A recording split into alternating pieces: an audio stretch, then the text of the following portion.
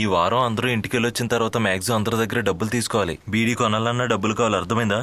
ఈ ఏటీఎం కార్డులు వచ్చినాక బ్యాంకులో ₹1 కూడా ఉంచడం లేదు. రే వాళ్ళు వస్తున్నారు, అందరూ భవ్యంగా ఉండండి. నమస్కారం సిస్టర్. శుభోదయం మిత్రులారా.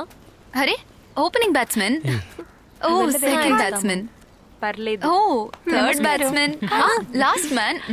ఏంటి బాబు నువ్వేం చూస్తున్నావు? మీ విలాస్ని అక్క బాగుందా? చూడండి, బ్యాటింగ్ చాలా జోరుగా ఉంది. మేము నిన్నే చూసాం. మళ్ళీ కలుద్దాం. వస్తాం. బాయ్. బాయ్. భలే చూసావా, ఇరుక్కున్నారే. మనం ఆ పిల్ల రూమ్ లోకి వెళ్ళింది ఆర్డర్ లో కరెక్ట్ గా చెప్తుంది. మీరు ఇలా గొడవ పడకుండా ధైర్యంగా ఉండండి, కాపాడుతానని విజయ్ చెప్పాడు కదా. వాళ్ళ దగ్గర ఉన్న డబ్బు మొత్తం మనం లాగేయాలి.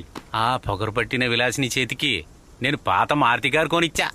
అంతకుముందు ఎప్పుడో వాడిని ఈ బండిని నన్ను అమ్మమని చెప్పేది. అది మనం ఇది పెట్టుకొని దాన్ని ఒక ఆట ఆడిస్తే ఎలా ఉంటది? ఆడే తీరాలి. మంచి డబ్బున పిల్లకాయలే కదా. అలాగా మనం ఒక 25 లక్షలు అడిగితే ఎలా ఉంటుంది? అయ్యో ఆ, అది చాలా సరిపోద్దా? తక్కువగా ఉందే. అయ్యో దానికన్నా ఎక్కువ అడిగితే వాళ్ళ దగ్గర రెడీగా క్యాష్ ఉంటుందా? ఆ, ఇలా చూడు, ముందు వచ్చే 15 లక్షలు నేనే తీసుకుంటా. ఏం లాజర్ అవసరం ఓనరు నాయనా? ఫిషింగ్ బోట్ ఒకటి అమ్మకానికి పెట్టున్నాడు. ఉమ్. అది తీసుకొని మా డాడీకి గిఫ్ట్ ఇవ్వాలనుకుంటున్నా. ఏం దాంతోనే ఆపేశావు? వీళ్ళ అమ్మకి హుస్సేన్ సాగరు, చెల్లెలకు చార్మినార్ తీసిస్తే నువ్వు చెప్పిందే రైట్. అయ్యయ్యో రే, మీరు ఈ తిక్కలోడి మాటలు విన్నారంటే మీకు టీ డబ్బులు కూడా రాకుండా అందరూ ఇరుక్కుంటారు. ఈ ప్రోగ్రామ్ కు మటుకు నేను రాను. డాడీకి బర్త్డే గిఫ్ట్ అంట. అరే మురళి, నువ్వెక్కడికి వెళ్తున్నావురా? పాటలు పాడుకుంటూ విజయ్ మంచి మూడ్ లో ఉన్నట్టున్నాడు. నమస్కారం విజయ్. ఓ మీరే? మీకోసం అంతా వెతుకుతున్నాం. మీరు ఈ ఎందుకు? టైంలో స్నానం చేస్తారనుకోలేదు. నేను అనుకోకుండా స్నానం చేస్తున్నా. అలాగా? వెళ్ళి రేపటికి కావాల్సిన డబ్బులు అరేంజ్ చేయండి. ఫాదర్ రేపు మ్యాచ్ చూడడానికి రండి. మన మురళినే. ఏ రా టీం వికెట్ కీపర్. రేయ్ బాగా ఆడాలి చెప్తున్నాను, అర్థమైందా? సరే ఫాదర్. ఆ. ఇక్కడ స్పోర్ట్స్ కోటాలో వచ్చిన వాళ్ళు కొంతమంది ఉన్నారు, కానీ ప్రయోజనం ఉండాలిగా. రే మురళి, కప్పు ముఖ్యంరా. ఖచ్చితంగా ఫాదర్. తెస్తాడంట. అనిల్ ఫాదర్ ఇట్రారా. నిన్న నేను హైదరాబాద్కి వెళ్ళానురా. మినిస్టర్ని సిటీపీని కలిశాను. మన బిల్డింగ్ విషయంలో చాలా ఇంప్రూవ్మెంట్ ఉంది. అంతా అయిపోతుంది ఫాదర్. మంచి టైం ఫాదర్ వచ్చే దాని గురించి తర్వాత ఎవరు అడగనే లేదు. అంతా మనం అనుకున్నట్టే జరిగింది ఫాదర్.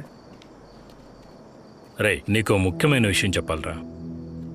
నిన్న మళ్ళీ అర్జున్ని చూడటానికి వాళ్ళ నాన్న వచ్చారు, కానీ వాడు వాళ్ళ నాన్నని చూడనే లేదు.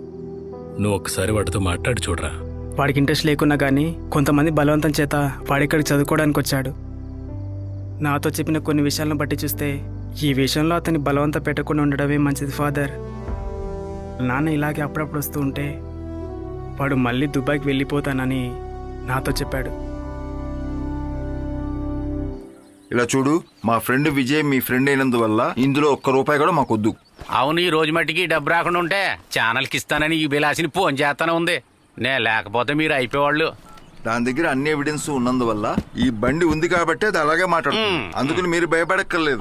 హలో అక్క, మన కుర్రోళ్ళు వచ్చారు, ఏమైనా తగ్గిస్తామని అడుగుతున్నారు. హలో. మీ టైం బాగుంది. ఇంత తక్కువ రేట్ లో నా బండి అని చెప్తే నెక్స్ట్ సెకండ్ లో తీసుకెళ్ళడానికి రెడీగా ఉన్నారు. చూసావా వీడియో వాళ్ళని పిలిచే ఛానల్ వాళ్ళ గురించి?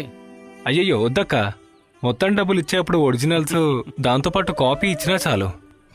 అంతా అయిపోయినాక పాత కాపీలు నాకెందుకురా?